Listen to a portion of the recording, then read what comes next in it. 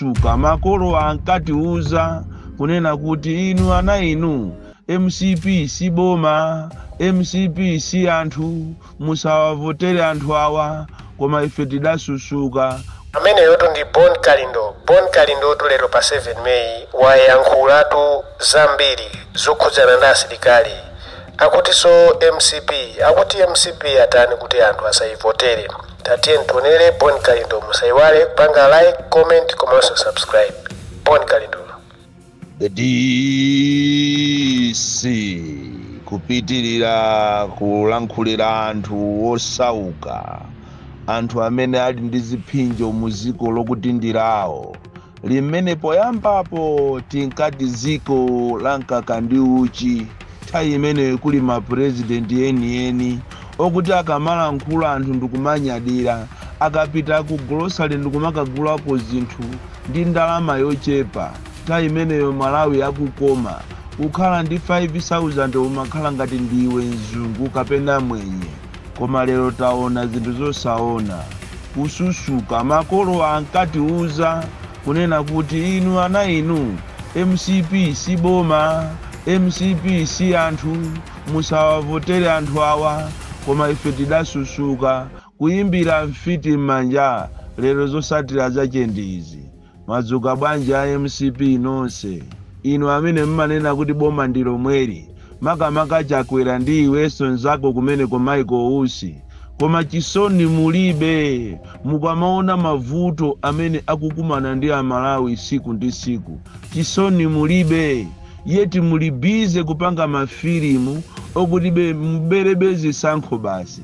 Kodi ndalama zisizina kukwaneni mmene mwabereramu, mmene ziko likupitiramu, mmene ziko lililimu, mafuta ma filling station mulibe. Ndamva chisoni kwaona akulu wena anakhala pa filling station kuchokera 8 o'clock mamawa, kumaona ngati athira mafuta. Kulu wakhala okalamba kukhala pa filling station mene imatiwo 9 o'clock ya usiku ati kumazanena kuti mafuta atha, akulu agwesa msonzi. Ziko ili anthu akuzunzika kopsa, ndipo mulungu akuliyang'ana ziko ili sangalole kuti zimezi zizipitirira. Anthu akuzunzika, mulibe chisoni. Ndipo zija zachitika zulo kunzuzu zija, pakana boko silamaliro litavazikidwa salu ya MCP, simungayitanise meeting kukhala ngati ineyo mmene zachitikira kunzuzu kujago, kukhala ngati ineyo ndiyitanisa emergency meeting ndikuwauza kuti akuluakulu tajatu mokwanira, izi zikupita ziso mano yawa ndi malaulo, iyi ni nkhondo. Ndipo muyamike akuluakulu inu, agalu inu muyamike kunena kuti kuziko la Malawi kuno mfuti kulibeko. Zikanakhala kuti mfuti kuno ziliko, anthu amangoyenda nazo monga mmene amapangira maiko ena mutabandulidwa kale, koma mmatitola kuti Amalawi we are a loving nation, we are a loving people, we are peacemakers, timakonda ziko lathu, sitifuna za nkhondo. Koma manyaka amene mukupanga wakanakhala maiko ena mutabandulidwa kale. Lero tilankhula kwambiri za asilikali opuma.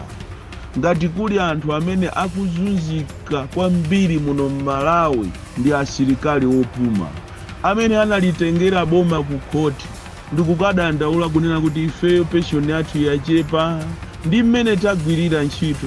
Majaji aku Malawi wokonda ziko lawo ndi anthu anagamula kunena kuti anthu onse asilikali alandire ndalama zawo, ayenjezeredwe ndalama, kuli mabiliyons kumeneko asilikali opuma tu ametu. Koma pakana lero paama kuti tikupasani tikunena pano asilikali ena anamwalira, akudikira tikupasani yemweyo.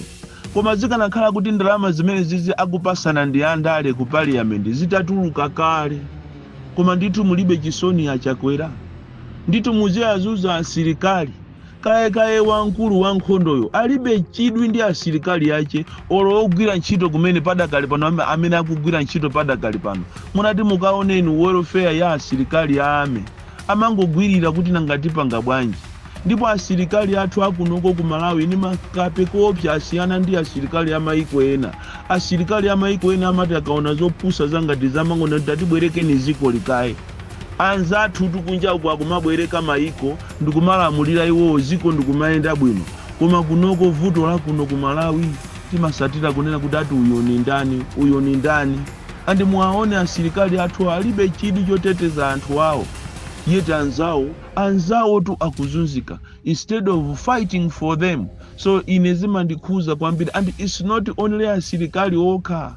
Anthu a pension tikunena pano ena sanalandire pension yawo chisire ni ntchito paka na lero pension yo sinabwere.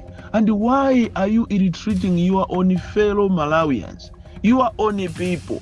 Anthu anagwira ntchito yawo ena kuti alandire compensation yomweyi mu boma la Chakwera ndi mavuto okha. Pokapo ndiye kuti mwina mkazi yo ali ngati ali mkazi kuti mamuna cha anamwalira akamugoneso maofficers amugone akati chonso amunamize ampase matenda. Mulibe chisoni. Muzikhala inu ngati anthu akanena kuti munthu uyu ndi mtsogoleri, akanena kuti uyu ndi wogwira ntchito mboma, your main role is to help your own people, is to help fellow Malawians. Koma kunoko chithandizo choyambirira maofesi mu chimapita kwa azungu. Chithandizo choyambirira chimapita kwa anthu okuti ndi akunja, kungobwera mzungu ndekuti nthawi yomweyo munthu amathamanga. Zafikapo kuti munthu kuti ulandire ma services ndiye kuti upereke ndalama. Ngati siupereka ndalama basi iweyo chako palibe. So asilikali akumvesa chisoni pakana apanga program yokuti akapanga vigilu ku Capitol Hill. And yeti Chakwera mene analiye nthawi imene jali kape kwambiri analiye asakuziwa ndalama akuchokera ku ubusa ankachita kulankhula mwathamo kuti ine ndi servant leadership ndiye style yanga ya leadership ndipo Amalawi muzamva bwino.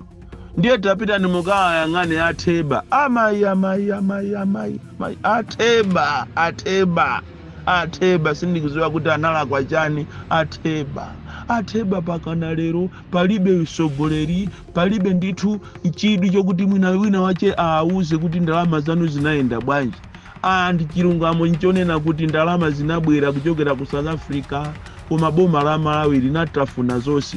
Mmene Achakwera akapanga yo kampeni amanya kuti ma 100 days yanga ndizaonesesa kunena kuti anthu Atheba alandira ndalama pakana lero anthu sanalandire ndalama akuzilandira ndi iwo. Komatu achimwene ndiye mwalemeratu kulemera kuno kumadabwa kuti abale munthu uyu mmene akalowa mboma anali ndi 2 million anachita declare 2 million 2014 ijayo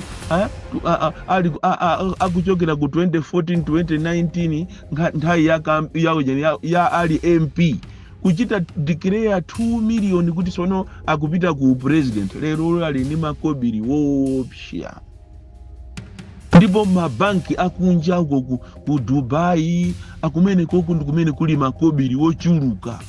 Koma you can't have chisoni ndi anthu anu kuwapasa anthu anu kwa zimene munawalonjeza Atheba. Atheba akuzunzika, azikazi awo akuzunzika, ena anamwalira tikunena pa ziko la Malawi. Ndipo ine pena paja ndikakhala ndi maseka kwambiri kumaona anthu amene akwazuza anzawo ndikumadabwa kuti asa kuti amene wawawa ndi chani kodi.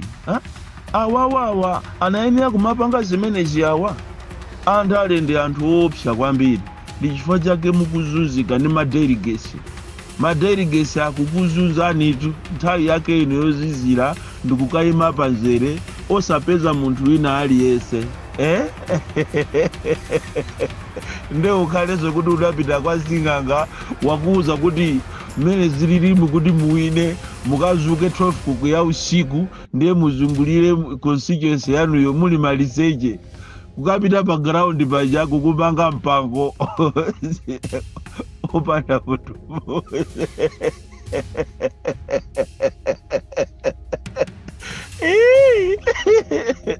koma ndalama ndizoopsa kwambiri. kutero kuti anthu onsewa andale wa DPP, IUTM, AFOD, IUDF, IMCP afuna kumapatu anachindi ndalapatu koma Yesu muli bwanji Yesu nawerani ena ndi awa ati amapemphera dzulo koma kumalawi kuno we joke too much ati apolisi ati kukonza mapemphero ati kuiriyo sote basi ati kumapemphera kumene kuja Yesu bwerani muzatisamalire ife nthawi yachisango kuna kuti sha inuyo apolisi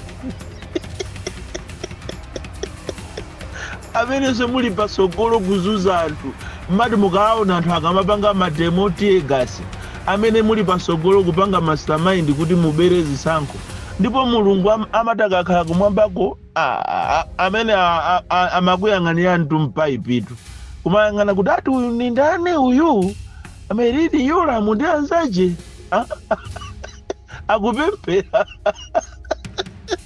ati asking God kunena kuti ati zisankho zikubwerazi ati zizayende bwino mwangofuna funding basi kuti mujepo ndalama zikutero kumapemphero amene ajawo pali wina ache walemera pamene pajapo ndizi mukupanga inu kumati mapangisa transfer azikazi ayi nyache kumuchita transfer munthu kuchokera naye kuzomba ukamusiya kunzimba ukakafule uko kafukule uko kunzimba ati chifukwa cheti mamuna chakupanga zandali are you really serious ndiye mapemphero amene mmapanga aja ndiye chani upeza matactics obera zisankho zimene zikubwera zimukupanga ndi inu yonso apolisi mtundu omvetsa chisoni mwana mukuti muzipanga zinthu zokuti zikuthandizeni mukhale apolitical koma nawo apolisi manopa mwasandukano mapoliticians ndi amene mukuziwa kuti chisankho tichi akumakumana anthu awa kuno kuti abere ndi amene mukuwagalirazo inu ndinu makape kwambiri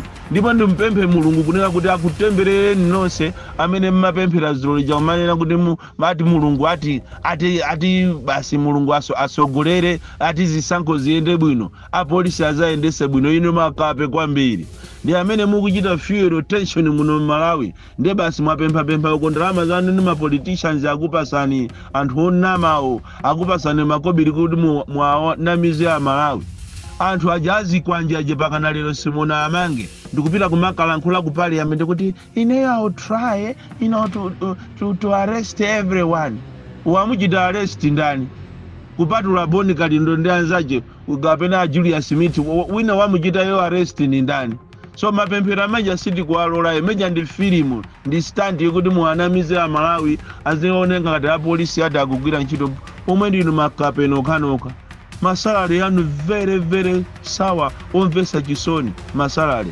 lero limungopanga zinthu zowazuza anzanu ochokera madera ena apolisi lino anthu omvesa chisoni kwambiri